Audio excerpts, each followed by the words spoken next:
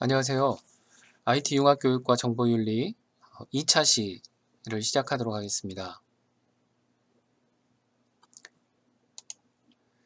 지난 시간에는 여기에 있는 IT 융합교육의 일반적인 개요에 대해서 설명을 했었는데요. 오늘은 이제 파트 1의 모듈 1 그리고 그 중에서도 토픽 1 부분을 설명하도록 하겠습니다. 이 토픽 1에서는 그 인터랙션 에이지에 대한 내용을 다루는데요. 먼저 이 인터랙션 에이지라는 아주 특이한 그런 시기, 이 시기에 앞서 있었던 인포메이션 에이지, 그리고 그 인포메이션 에이지의 아주 핵심적인 변화를 일으켰던 아날로그와 디지털에 대한 내용을 중점적으로 설명을 하도록 하겠습니다. 그래서 오늘은 이 차시에서는 전체 내용을 다 커버하지는 못할 것 같고, 바로 이 인터랙션 에이지의 바로 윗부분인 인포메이션 에이지까지를 설명하도록 하겠습니다. 자, 그러면 시작해 보도록 하겠습니다. 인터랙션 에이지의 이 토픽 1의 학습 목표는 두 가지인데요. 첫 번째는 아날로그와 디지털의 개념, 그리고 그 차이점을 설명할 수 있는 데 있습니다. 그래서 이 수업을 지금 2차시 수업을 듣고 나면 여러분들이 아날로그하고 디지털의 개념과 또 차이점이 무엇인지 설명할 수 있으면 되겠습니다. 약간 일반적인 내용이 될 수도 있는데 최대한 여러분들이 깊이 있게 이해를 하고 여러분들의 생각과 그런 것까지 포함해서 설명할 수 있으면 좋겠습니다. 그리고 3차시까지 내용을 다 듣고 나면은 여기 있는 두 번째 학습 목표, 인터랙션 에이지와 인포메이션 에이지의 차이를 구분할 수 있으며 나는 어느 시대의 특성을 더 가지고 있는지 이야기할 수 있으면 됩니다. 자, 그러면 첫 번째 인터랙션 에이지라는 이 토픽에 대해서 우리가 왜 이해를 해야 되는지, 지금은 바야흐로 인터랙션 에이지라고 이야기를 많이 합니다. 그래서 이 인터랙션 에이지를 이해해야 된다고 하는데 왜 그런가? 먼저 학습자의 관점, 학습자라는 우리가 주로 만나게 되는 대상이 우리는 다 이제 대부분 예비교사이기 때문에 대부분의 그 학생분들은 지금 임용을 준비하고 있고 그 임용을 통해서 교사가 되는 것을 목표로 하고 있습니다. 그래서 결국 만나야 될 사람들이 학습자인데, 이 학습자의 특성이 이 학습 환경의 변화를 온몸으로 수용을 합니다. 그래서 뭐 듣는 것, 보는 것, 만지는 것, 뭐 입는 것, 온갖 것들의 그런 변화를 굉장히 빠르게 수용을 합니다. 그래서 실은 배우는 것을 할 필요가 없는 사람들일수록 이런 변화에 민감하지가 않습니다. 왜냐하면 배우는 과정에서 가장 많은 인풋을 이렇게 받아들이기 때문이죠. 그리고 이 학습자 같은 경우, 학습자는 이런 환경 변화를 온몸으로 수용하고 그 수용한 그 변화나 방법을 바로 또 학습에 적용을 합니다. 그래서 우리가 가장 변화가 많은 그런 컴퓨터 교육을 하기 위해서, 또 그리고 IT 융합 교육이라는 교과에서는 이 학습자를 이해하기 위해 학습 환경의 변화가 어떻게 바뀌고 있는지를 굉장히 민감하게 살펴보아야 됩니다. 즉 학습자를 효과적으로 가르치기 위해서는 우리가 학습 환경의 변화를 우선적으로 이해해야 할 필요가 있고, 또 이 기술 변화 속도가 매우 빨랐던 최근의 20년, 그 20년간의 학습 환경 변화는 우리 이제 가르치는 사람들에게는 중요한 시사점을 제공하기 때문에 그렇다는 겁니다. 그래서 특히나 최신 기술을 가르치는 컴퓨터 교육에서는 기술사적으로 큰 변화가 있었던 이 인포메이션 시대, 그리고 또 인터랙션 시대, 상호작용 시대라고 하죠. 이 인터랙션 시대에 대해서 이해를 해야 합니다.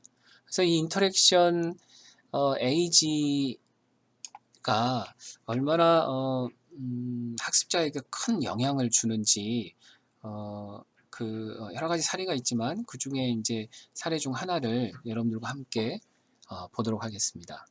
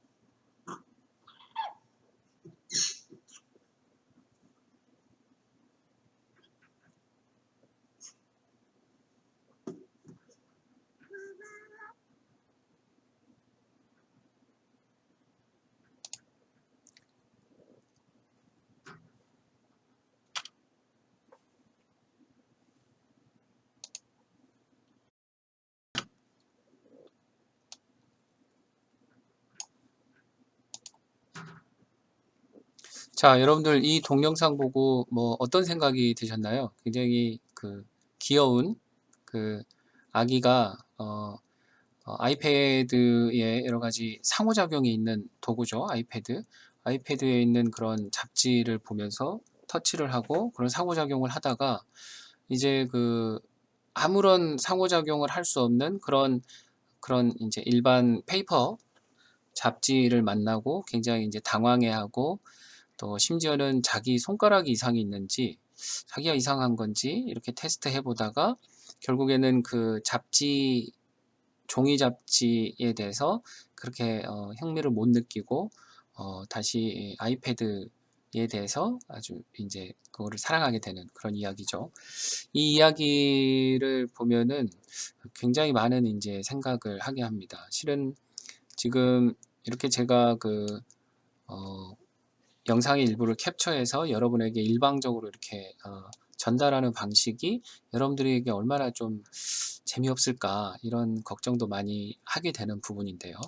결국에 여기서 이제 여러분들 스스로 좀 몇 가지 생각해 봐야 될 내용이 뭐냐면 기존에는 이런 이 강렬한 상호작용을 할 수 있는 디바이스가 없었습니다. 아이패드나 또 뭐 안드로이드 그런 패드나 그리고 그 안에서 동영상이 나온다든지 또 심지어는 요즘은 내가 나의 목소리를 거기에 집어넣는다든지 내가 보고 있는 것을 함께 그 안에 이렇게 합성해서 본다든지 여러 가지 이제 증강현실까지도 되어 있는데 이런 상황에서 그 아주 단순한 그런 콘텐츠나 단순한 방법이 이 학생 이런 세대에게 얼마나 효과가 있을까?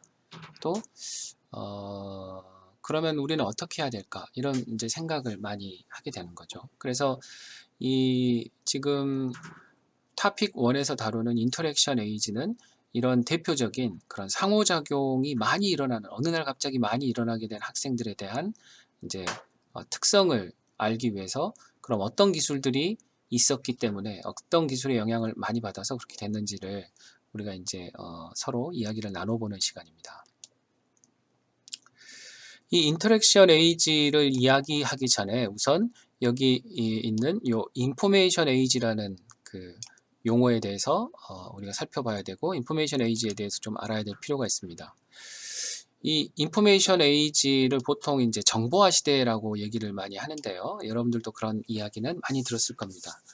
인터랙션 에이지라는 말은 좀 생소할 수 있지만 뭐 정보화 시대라는 말은 굉장히 이제 익숙할 수 있죠. 그래서 이 정보화 시대라는 말이 생겨났고 그 정보화 시대라는 말이 가능했던 것은 바로 이제 디지털 혁명이라는 게 일어났기 때문입니다. 그래서 이 디지털 혁명의 이 아주 핵심적인 역할을 했던 그런 기술들이 나타났던 그런 시기를 요 나이테로 그려놓은 이 굉장히 유명한 그림이 있는데, 이 그림을 한번 보면서 좀 설명을 드리도록 하겠습니다. 지금 우리가 그 흔히들 쓰고 있는 그 이제 인터넷의 가장 기본적인 통신 방법은 굉장히 오래전에 나왔습니다. TCP/IP라고 해서 1969년에 이게 이제 나왔고, 이 기술 자체가 꽃을 피우기 시작한 것은 여기 아래쪽에 보면은 1989년인 월드 와이드 웹, WWW라는 요런 이제 일종의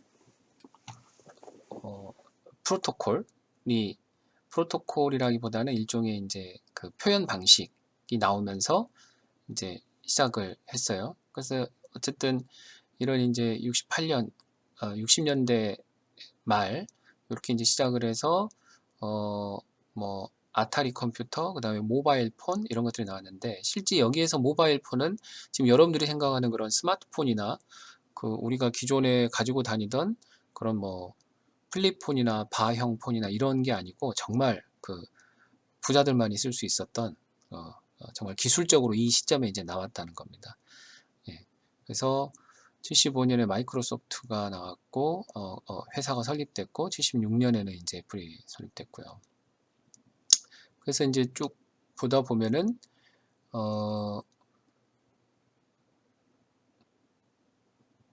이 우리가 말하는 그런 이제 디지털 기술이 꽃을 피우기 시작한 것은 여기 보면 1981년도에 MS 도스라는 것이 나오면서 일반인들도 그런 컴퓨터를 누구나 이렇게 사용할 수 있는 시기가 시작되면서 굉장히 폭발적으로 이제 증가하기 시작했습니다.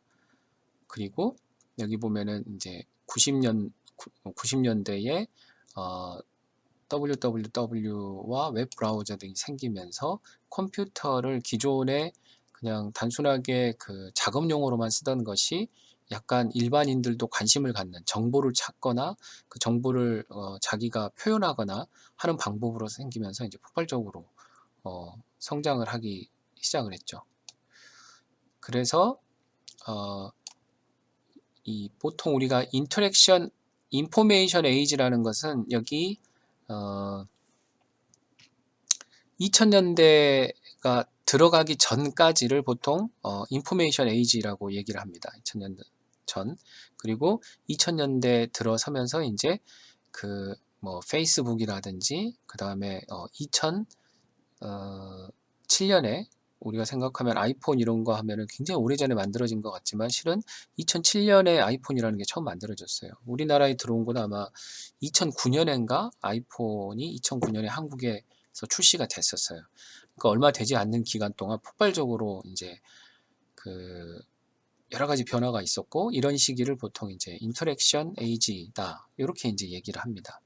그래서 이 자료는 여러분들이 위키에 가시면 찾을 수 있는데, 한번 틈을 내서 이 내용들을 좀 한번 보시고, 그 다음에 그 우리가 이 컴퓨터 교육과 관련해서 여러 가지 내용을 공부하다가 그 기술이 언제쯤 나왔길래 이런 영향을 주었지, 또는 이 기술은 언제 나왔나, 구글은 언제 생겼지, 뭐 이럴 때 이 자료를 한번 이렇게 보시면서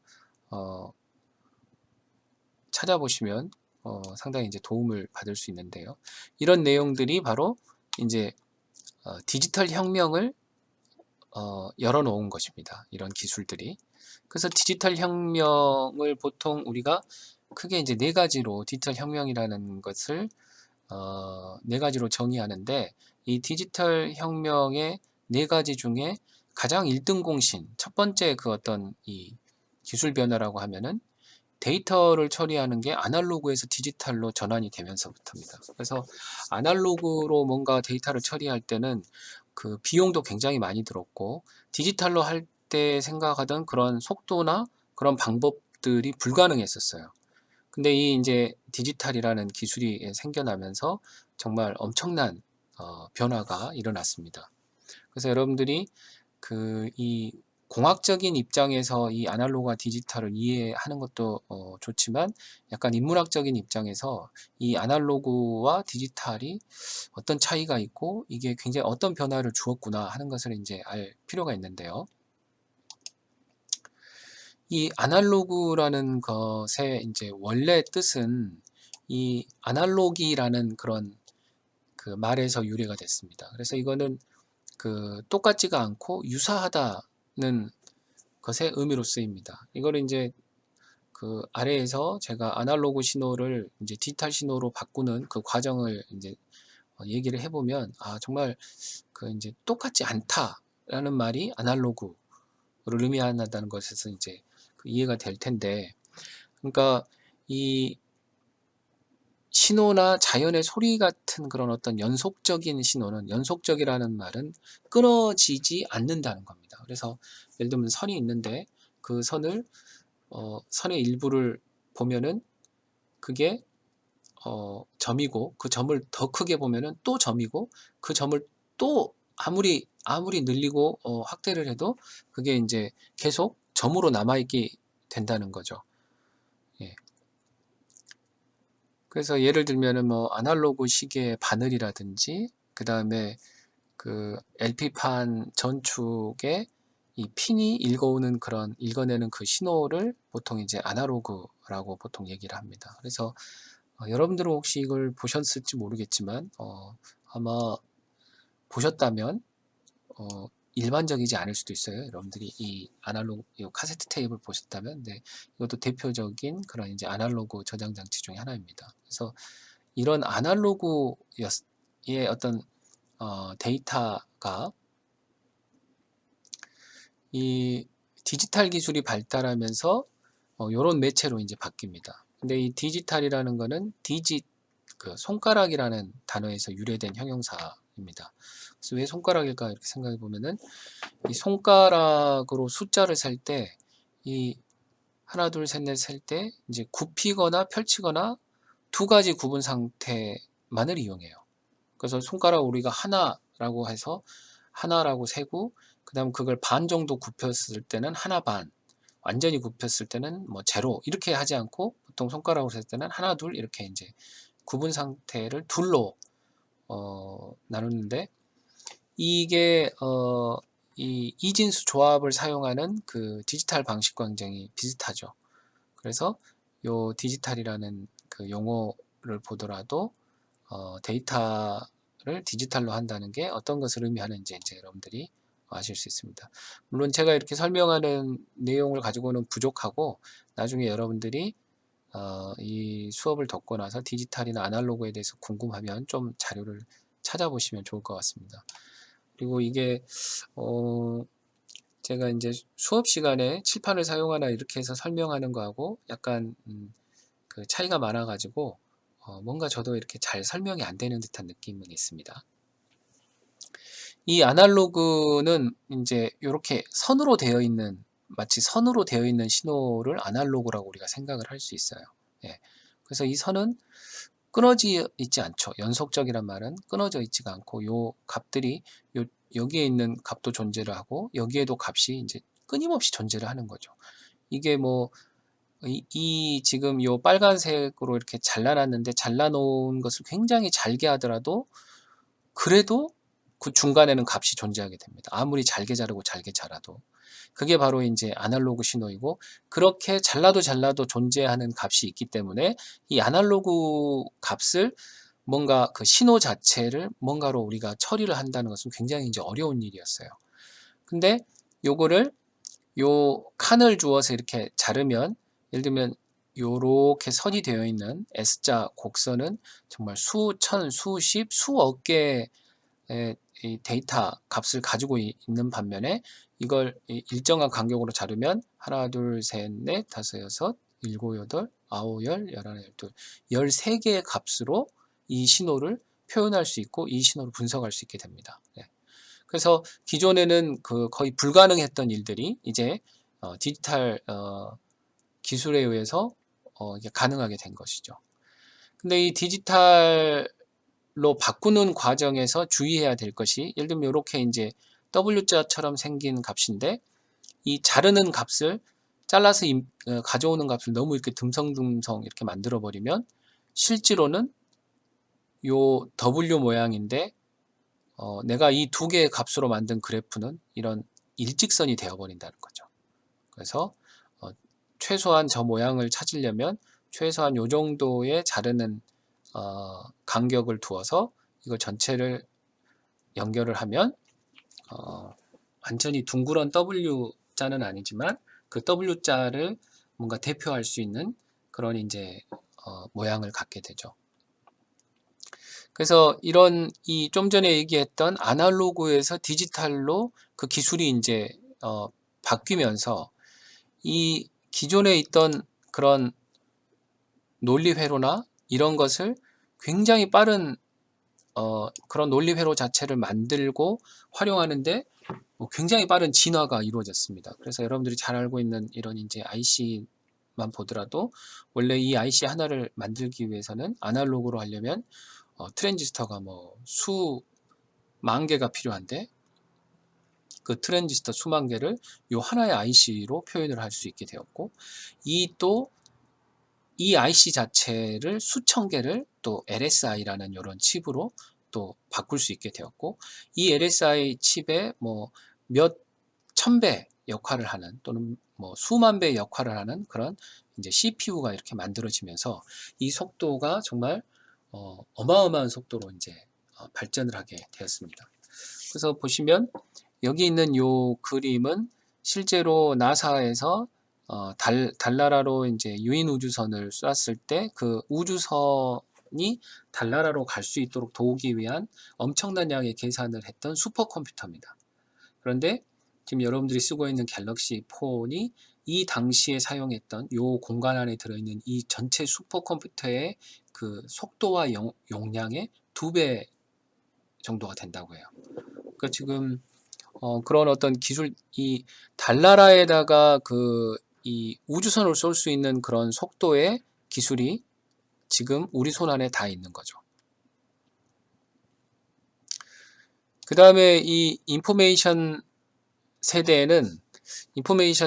그 시대는 이 컴퓨터라는 것과 인터넷이 준 영향이 굉장히 큽니다. 그래서 이 70년대 8비트 컴퓨터부터 이렇게 쭉 살펴보면은 굉장히 오래된 것 같지만 불과 40년이에요. 40년인데 실제로 이 기술들이 상용화돼서 쓰기까지는 보통 10년 이렇게 보니까 실제로는 한 30년 만에 이런 일들이 일어난 거죠. 네.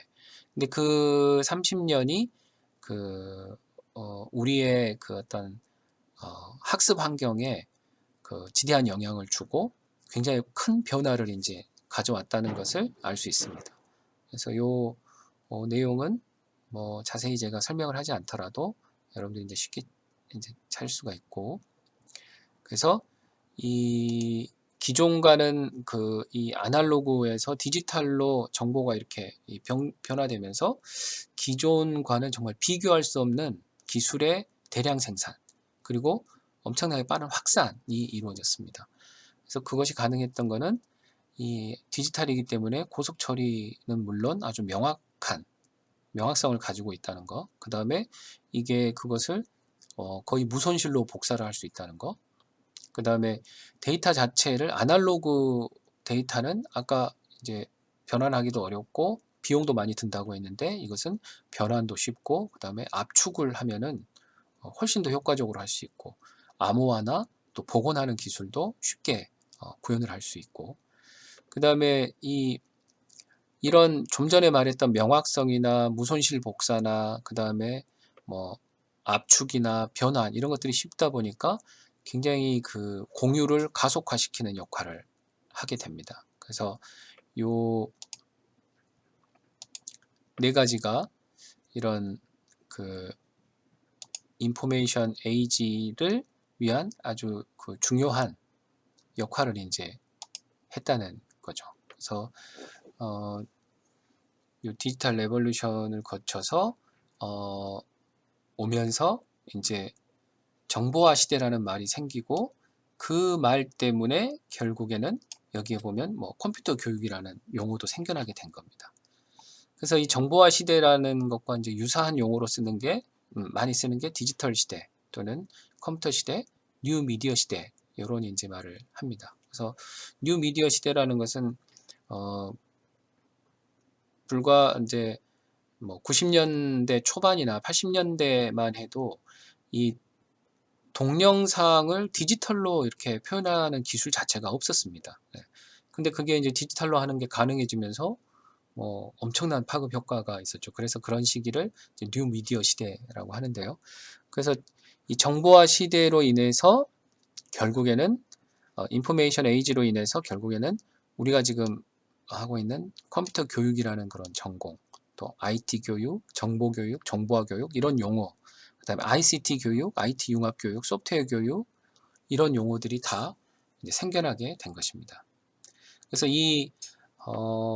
이러한 오늘 설명을 하였던 이 차시 내용을 바탕으로 해서 다음 차시에는 이제 인터랙션 에이지가 무엇인지, 그래서 이것은 이제 가장 최근의 그런 변화를 이야기할 것인데, 이 앞에 말했던 인포메이션 에이지로 생겨난 컴퓨터 교육, IT 교육 이런 것이 지금은 어떻게 이제 변해가고 있고 앞으로는 또 더 어떻게 변할 건지에 대해서 이제 살펴보도록 하겠습니다. 그래서 그 인터랙션 에이지에 대한 이해를 마치고 나면 앞서 우리가 얘기했던 여기 인터랙션 에이지하고 인포메이션 에이지의 차이를 우리가 구분하고, 그 다음에 자기 자신을 봤을 때 실제로 나는 인터랙션 에이지에 태어났고 인터랙션 에이지 특성을 가진 환경에서 살고 있지만 또 나는 인포메이션 에이지 쪽에 더 가깝다 이런 생각도 이제 할 수 있거든요. 그래서 그것을 한번 이제 여러분들이 한번 비교해 보시면